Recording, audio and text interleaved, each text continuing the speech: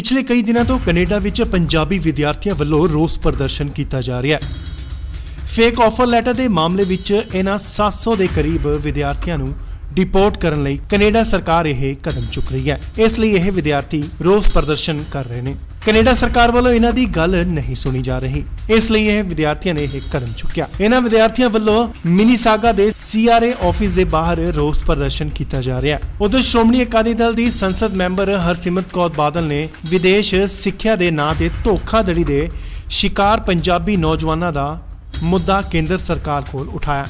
उन्होंने कहा है कि इस मामले का कनेडा सरकार के नाल विचार करके हल कढ़िया जाए। उन्होंने कहा है कि पहला 700 विद्यार्थी इसका सामना कर रहे सन, पर हुण सामने आया कि 200 होर विद्यार्थियों को नोटिस जारी कर दिता गया। हासिल जानकारी मुताबक हरसिमरत कौर बादल ने केंद्रीय विदेश मंत्री डॉक्टर S शंकर को अपील की है कि विदेश सिक्ख्या के नां ते धोखाधड़ी के शिकार पंजाबी नौजवानों का मामला कनेडियन अधिकारी को चुकिया जाए। उन्होंने मांग की है कि अजिहे विद्यार्थियों को बिना रुकावट स्थाई नागरिकता मिलनी चाहिए है।